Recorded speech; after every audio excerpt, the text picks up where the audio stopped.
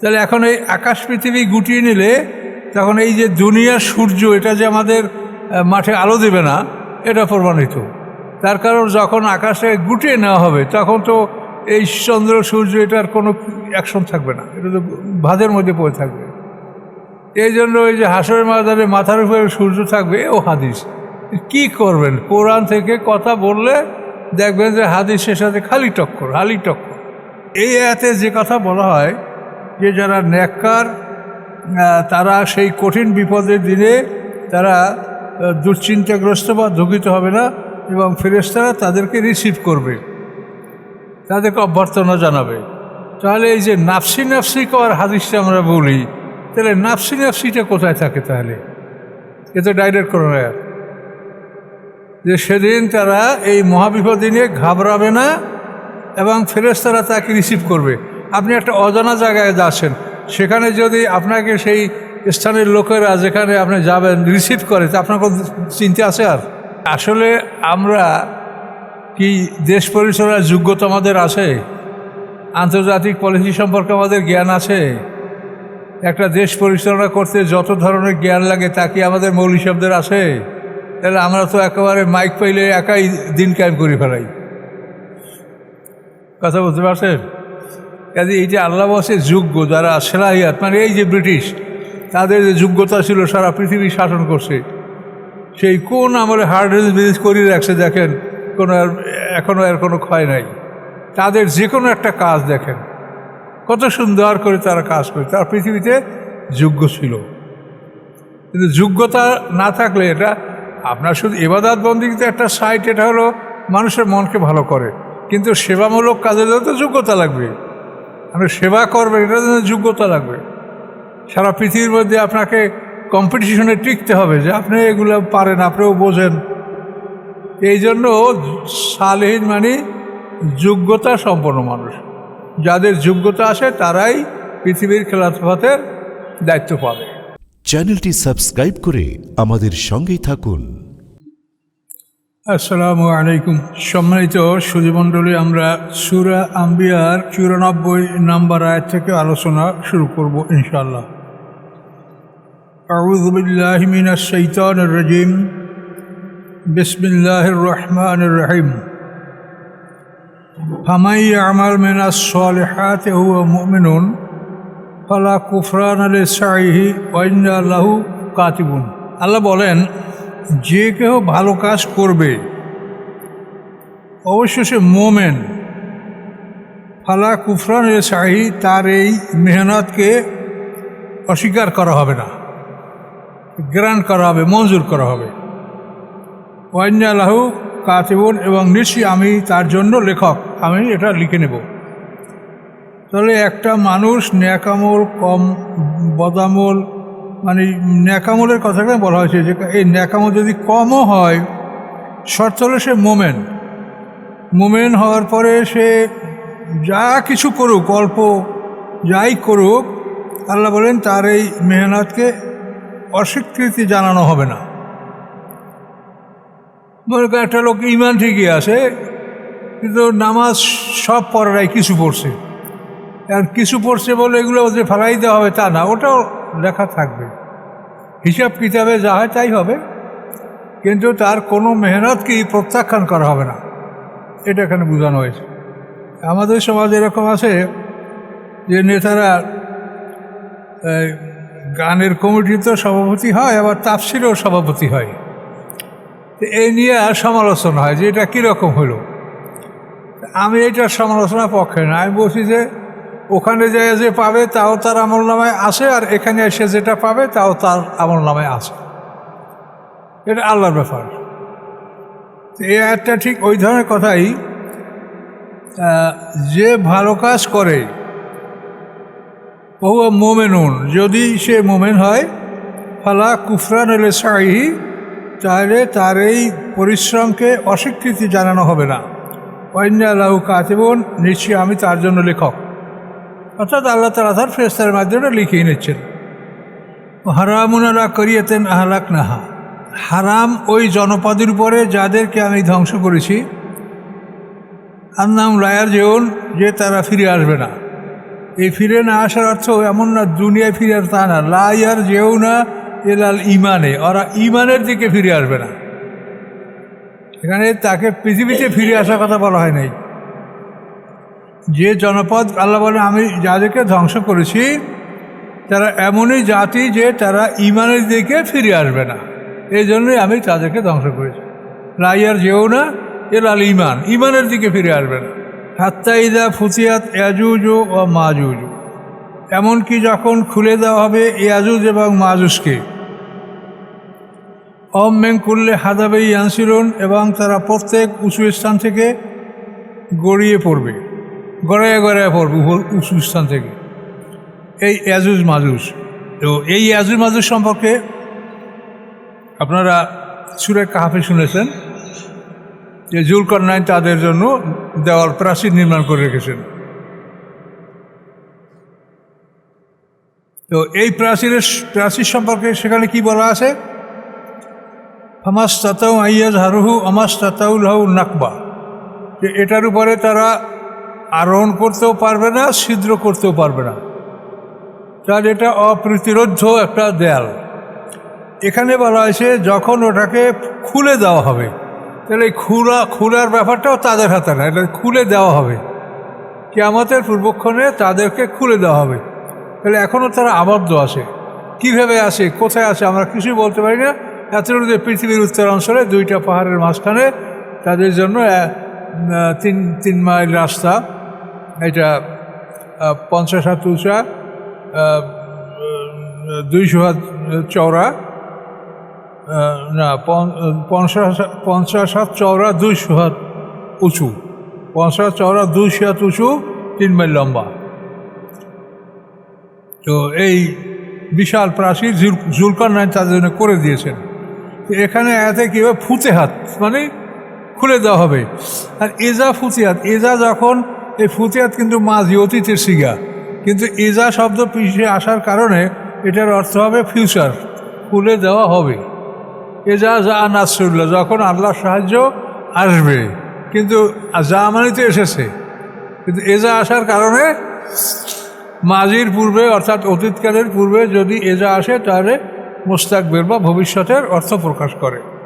এজা ফুতিহাত মানে যখন খুলে দেওয়া হবে ইয়াজুজ মাজুজকে, তখন তারা এতই সংখ্যায় যে মনে হবে যেন প্রত্যেকটা উঁচু জায়গা থেকে তারা গড়ায় গড়ায় পড়ছে।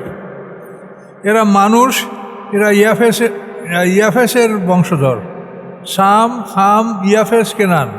নূহ আলাইহিস সালামের 4 পুত্র, তো কেনান ডুবে মারা গেছে।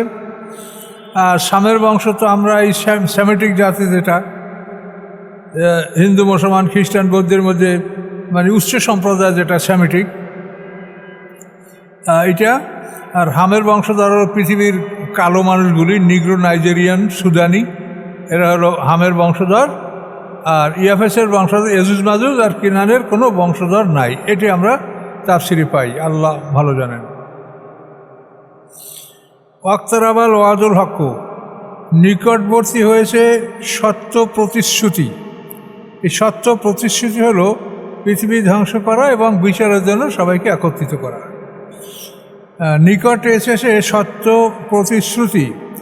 ফাইজাহিয়া শাকে সাতুন, তখন তাদের শাকে সাতুন আবসারুল্লাযিনা কাফারু, কাফেরের চোখগুলি নিম্নগামী হবে, নিম্নমুখী হবে, তারা লজ্জায় চোখ নিচু করে রাখবে এবং বলবে ইয়া ওয়াইলানা, হায় দুর্ভোগ আমাদের, কতকুন্নাফি গফলাতে মিন হাযা, অবশ্যই আমরা অমনোযোগী ছিলাম এই বিষয় থেকে।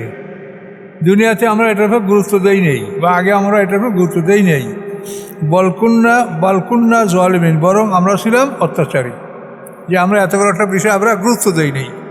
আল্লাহ বলেন ইন্নাকুম আমা তা'বুদুনা, নিশ্চয়ই তোমরা এবং মা তা'বুদুনা, যাদের তোমরা ইবাদত করো, মিন দুনিল্লাহ, আল্লাহর পরিবর্তে, হাসাবু জাহান্নাম, এগুলি জাহান্নামের ইন্ধন। হাসাব মানে লোকরি, ফুয়েল।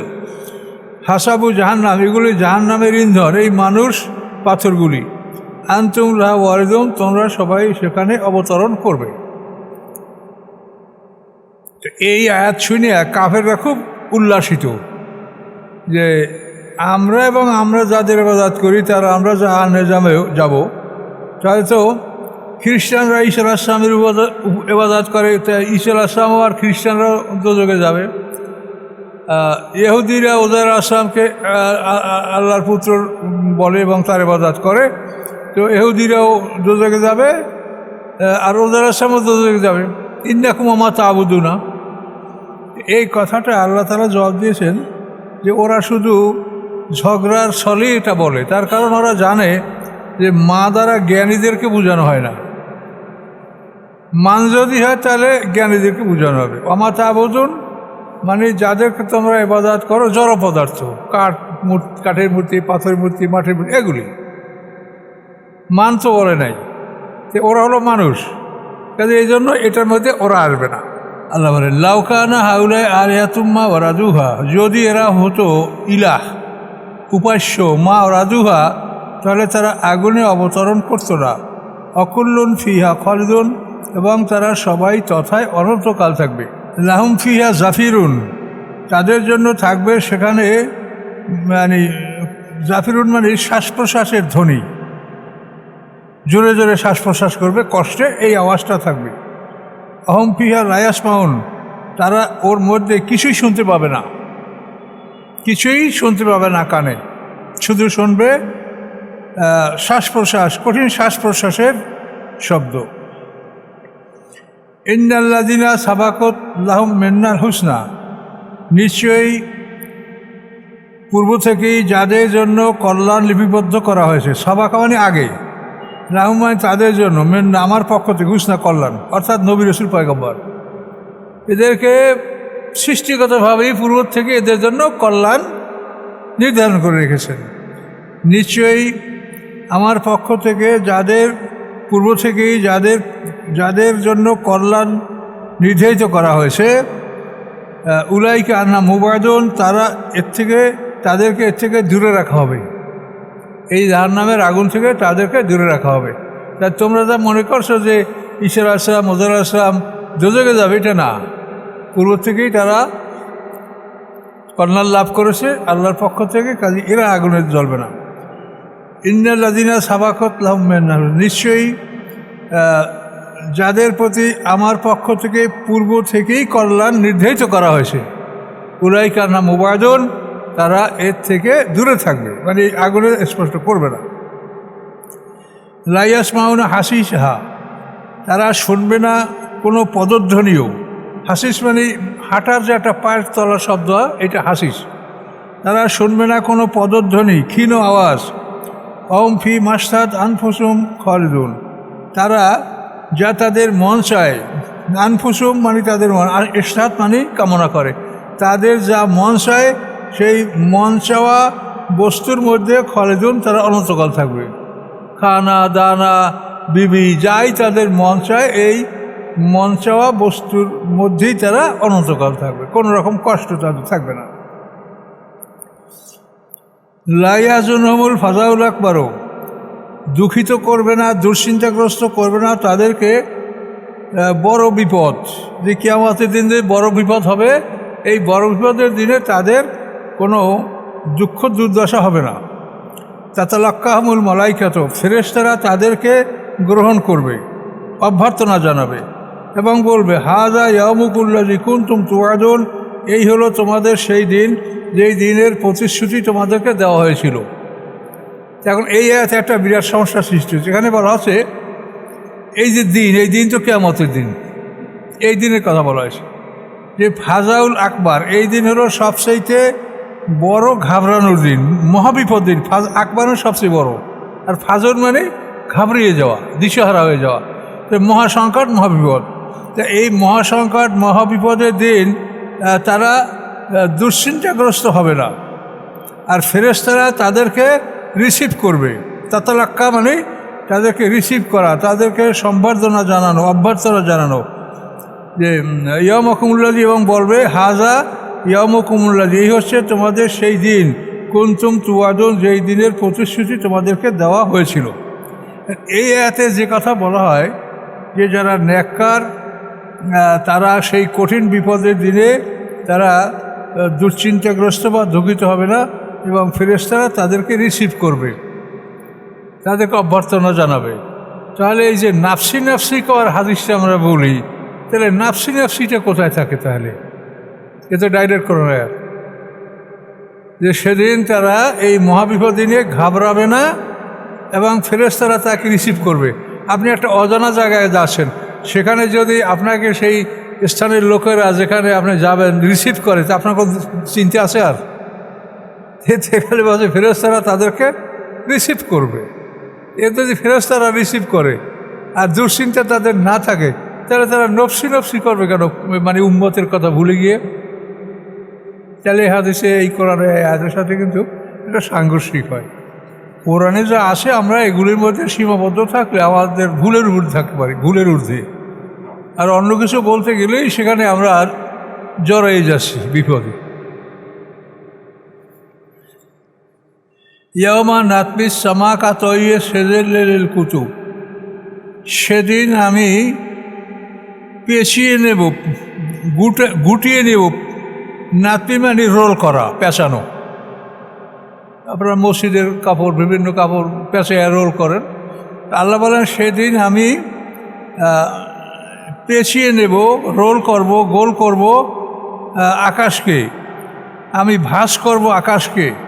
কাতইয়ে সেজেল কুতুব, যেমন ভাঁজ করা হয় লিখিত কাগজকে কেতাব নির্বাচন বা সংরক্ষণ করার জন্য, কেতাব হিসেবে সংরক্ষণ করার জন্য যেমন একটা কাগজকে গুটানো হয়, এটা বেশ বড় কাগজ, এটাকে বই আকার করতে হলে এইটা দেখা যাচ্ছে 7-8 ভাঁজ করার পরে এই পজিশনে আসে। তো নাতমি মানে রোল করা, গুছানো, পেঁচানো। তো আল্লাহ বলেন আমি সেদিন আকাশকে গুটিয়ে নেব, যেরকম গুটানো হয় দলিলপত্র সংরক্ষণের জন্য, কুতুব মানে লিখে রাখার জন্য, সংরক্ষণের জন্য যেরকম ওগুলিকে গুটিয়ে নেওয়া হয়, ছোট করা হয়, ওইভাবে আমি আকাশ পৃথিবীকে গুটিয়ে নেব। আকাশকে, পৃথিবী না, আকাশকে। কামা বাদানা আউ্বালা খলকে নজু, যেভাবে আমি তোমাদেরকে প্রথম সৃষ্টি করেছি আমি দ্বিতীয়বার ওভাবেই সৃষ্টি করব। ছোট্ট উলঙ্গ এবং দুর্বল, এই যে বৈশিষ্ট্য নিয়ে তোমরা প্রথম জন্মগ্রহণ করছিলে, হাসরের ময়দানে ওভাবেই আমি তোমাদেরকে তুলব। ওয়াদান আলাইনা, এটা আমার প্রতি প্রতিশ্রুতি। ইন্না কুন্না ফাইলেন, নিশ্চয়ই আমি কর্তা, আমি এটা করব। তাহলে এখন এই আকাশ পৃথিবী গুটিয়ে নিলে তখন এই যে দুনিয়ার সূর্য, এটা যে আমাদের মাঠে আলো দেবে না, এটা প্রমাণিত। তার কারণ যখন আকাশে গুটিয়ে নেওয়া হবে তখন তো এই চন্দ্র সূর্য এটার কোনো অ্যাকশন থাকবে না, এটা তো ভাঁজের মধ্যে পড়ে থাকবে। এই জন্য ওই যে হাসরের ময়দানে মাথার উপরে সূর্য থাকবে, ও হাদিস। কি করবেন? কোরআন থেকে কথা বললে দেখবেন যে হাদিসের সাথে খালি টক্কর। কোরআনে যারা বলা সেইটা বলেন। কোরআনে বলা আছে ও আশরাকাতের আরদবে নূরের রব্বিহা, সেদিন আল্লাহর নূরের আলোকে হাসরের ময়দান আলোকিত হবে, সূর্যের আলো না। আর এই পৃথিবীর কোনো জিনিস আল্লাহ পরকালে ব্যবহার করবে না, এটা বড় কথা। আমি চিন্তা করি কোনো জিনিস না, এই সূর্য তো এই পৃথিবীর জন্য, এটা ওখানে না। আল্লাহ নূরের আলোকে হাসরের ময়দান আলোকিত হবে। এই আলো এমন আলো হবে, এই আলোর সাহায্যে একটা মানুষকে পাপী কে পুণ্যবান এটাও দেখা যাবে। পাপীদের পাপগুলি ভেসে উঠবে এই আলোতে, এমন একটা আলো, আল্লাহ নূরের আলো।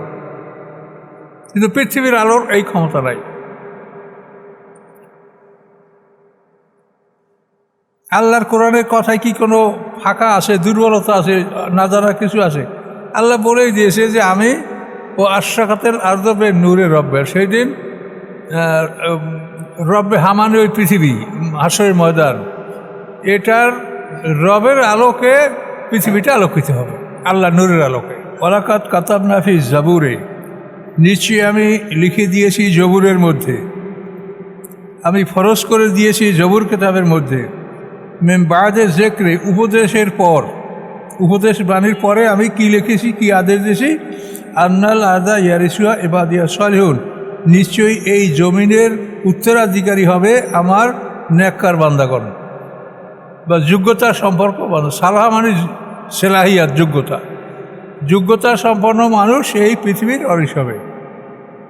কাজে আসলে আমরা কি দেশ পরিচালনার যোগ্যতা আমাদের আছে? আন্তর্জাতিক পলিসি সম্পর্কে আমাদের জ্ঞান আছে? একটা দেশ পরিচালনা করতে যত ধরনের জ্ঞান লাগে তা কি আমাদের মৌলী শব্দের আছে? তাহলে আমরা তো একেবারে মাইক পাইলে একাই দিন কায়েম করে ফেলাই। কথা বলতে পারছেন? কাজে এই যে আল্লাহ বসে যোগ্য যারা সেলাহিয়াত, মানে এই যে ব্রিটিশ, তাদের যে যোগ্যতা ছিল সারা পৃথিবী শাসন করছে, সেই কোন আমলে হার্ড বিজনেস করিয়ে রাখছে দেখেন, এখনও এর কোনো ক্ষয় নাই। তাদের যে কোনো একটা কাজ দেখেন কত সুন্দর করে তারা কাজ করে, তারা পৃথিবীতে যোগ্য ছিল। কিন্তু যোগ্যতা না থাকলে এটা আপনার শুধু ইবাদত বন্দেগীতে একটা সাইট, এটা হলো মানুষের মনকে ভালো করে, কিন্তু সেবামূলক কাজের জন্য তো যোগ্যতা লাগবে। আপনি সেবা করবেন, এটার জন্য যোগ্যতা লাগবে। সারা পৃথিবীর মধ্যে আপনাকে কম্পিটিশনে টিকতে হবে যে আপনি এগুলো পারেন, আপনিও বোঝেন। এই জন্য সালেহীন মানে যোগ্যতা সম্পন্ন মানুষ, যাদের যোগ্যতা আসে তারাই পৃথিবীর খেলাফতের দায়িত্ব পাবে। এগুলা লজ্জাকর বিষয়। আমরা দেখেছি যে আলেম ওলামারা তারা যদি একটু সুযোগ পায়, তারা যেভাবে জুলুম অত্যাচার, এরা সব আলেমরা না, এই মাদ্রাসা সেক্টর থেকে আমি বলছি, আমি যেখানে ছিলাম 25 বছর, এরা যদি কোনো সুযোগ সুবিধা পায় তো এরা ভয়ঙ্কর হয়ে যায়, অতি ভয়ঙ্কর। তাতে অনেকে বলে যে হুজুর আপনি মাদ্রাসা সুপারিনটেন্ডেন্ট যদি টিয়ন হইতেন তো আপনার যন্ত্রণায় কেউ থাকতে পারত না এই থানায়। এগুলি আসলেই তারা ক্ষমতার অপব্যবহার, জ্ঞানের স্বল্পতা এবং বিশ্ব পরিচালনা করার জন্য যে পরিমাণ জ্ঞান দরকার, এগুলির অধিকারী আমরা আসলে না। এই জ্ঞান না হলে তো আমরা পৃথিবী পরিচালনা করতে জানবো না, পারবো না। কম্পিটিশন জগৎ এটা। তেজন্য আল্লাহ বলেন যে আমি ঘোষণা করেছি আমার যোগ্যতা সম্পন্ন বান্দারাই পৃথিবীর ওয়ারিশ হবে। ইন্দাফি হাজা বালাগ আল্লে কওমিন আবিদ, নিশ্চয়ই এর মধ্যে রয়েছে প্রচার, জ্ঞান, লে কওমিন আবিদিন, আমার ওই বান্দাদের জন্য যারা আবিদিন, ওই জাতির জন্য যারা আমার ইবাদতকারী বান্দাদের জন্য এর মধ্যে রয়েছে উপদেশ, প্রচার। লে কওমিন আবিদিন, ওই জাতির জন্য যারা ইবাদতকারী। ওমা আরসালনাকা ইল্লা রাহমাতাল লিল আলামিন, পাঠাইনি আপনাকে অন্য কিছুর জন্য ব্যতীত যে আপনি সমস্ত সৃষ্টিকুলের জন্য রহমত। আপনার কারণে সবাই সুখে শান্তিতে থাকবে, সব কিছু, সকল সৃষ্টি শান্তিতে থাকবে। তিনি সমস্ত মানুষের প্রতি রাসূল, জিন জাতির প্রতি তিনি রাসূল। কুল ইন্নামা ইউহা ইলাইয়া আন্নামা ইলাহুকুম ইলাহুম ওয়াহিদ, কুল আপনি বলেন নিশ্চয়ই ওহী করা হয়েছে আমাকে, ইলাইয়া আমার প্রতি, আন্নামা নিশ্চয়ই, ইলাহুকুম ইলাহুম ওয়াহিদ নিশ্চয়ই তোমাদের ইলাহ হচ্ছে এক ইলাহ। ফাহাল আনতুম মুসলিমুন, তোমরা কি আত্মসমর্পণকারী হবে? আমরা ইনশাল্লাহ হয়েছি। ফায়েন তাওয়াল্লাহ, যদি তারা ফিরে যায়, ফাকুল আপনি বলুন, আযানতুকুম আলা সাওয়াইন, আমি ঘোষণা করছি সমানভাবে। কি ঘোষণা? ওয়াইন আদ্রিয়া কারিবুম আম বাইদুম মা তুয়াদুন, ওয়াইন এর মানে না, আমি জানি না নিকটে অথবা দূরে, মা তুয়াদুন যা তোমাদেরকে প্রতিশ্রুতি দেওয়া হয়েছে। পৃথিবী ধ্বংস হবে, কিয়ামত হবে, বিচার হবে, এই প্রতিশ্রুতি দেওয়া হয়েছে, এটা ধারে না দূরে এটা আমি বলতে পারি না। আমি সকলের জন্য সমানভাবে এটা বলছি। এটা আমার নিজস্বদের জন্য আমি বলি না যে অমুক তারিখে হবে, তা না, সবার জন্য সমান, যা আমি জানি না। ইন্নাহু ইয়ালামুল জাহরা মিনাল কওলি ওয়া ইয়ালামু মা তাকতুমুন, নিশ্চয়ই তিনি জানেন প্রকাশ্য কথাবার্তাগুলি, ওয়া ইয়ালামু এবং তিনি জানেন মা তাকতুমুন যা তোমরা লুকাও, গোপনে বলো। ওয়াইন আদ্রি লাআল্লাহু ফিতনাতুল লাকুম ওয়া মাতাউন ইলা হিন, এবং আমি জানি না যে এগুলি তোমাদের জন্য একটা পরীক্ষার বস্তু হতে পারে এবং ভোগবিলাস নির্ধারিত সময়ের জন্য। অর্থাৎ তোমাদেরকে যে বিষয়গুলি বলা হয়েছে, যে আদেশ শিশুগুলি দেওয়া হয়েছে, এগুলি তোমাদের জন্য একটা পরীক্ষার বস্তু। এর মাধ্যমে আল্লাহ তোমাদেরকে পরীক্ষা করেন এবং নির্ধারিত সময়ের জন্য তোমাদের ভোগবিলাস এই পৃথিবীতে। ক্বালা রাব্বিকুম বিল হক, পয়গম্বর বললেন, হে আল্লাহ, রাব্বিকুম হে রব, হুকুম করুন বেল হকে, ন্যায়সঙ্গতভাবে। হ্যাঁ, রব্বুনা রহমান, আমাদের রব হোসেন রহমান, আল মুস্তান, যিনি সাহায্যস্থল, যার কাছে সাহায্য চাওয়া হয়, আলামা তাসিফুন, উহার উপরে যা তোমরা বর্ণনা করছো, তোমরা যা বর্ণনা করছো তার উপরে আমাদের সাহায্যস্থল একমাত্র আল্লাহ, যিনি রহমান, হ্যাঁ, এবং তিনি রব। আল্লাহর কাছে শেষ প্রার্থনা। রব কলা রব্বে হুকুম বেল হক, পয়গম্বর বললেন যে আল্লাহ আদেশ করুন ন্যায়সঙ্গতভাবে।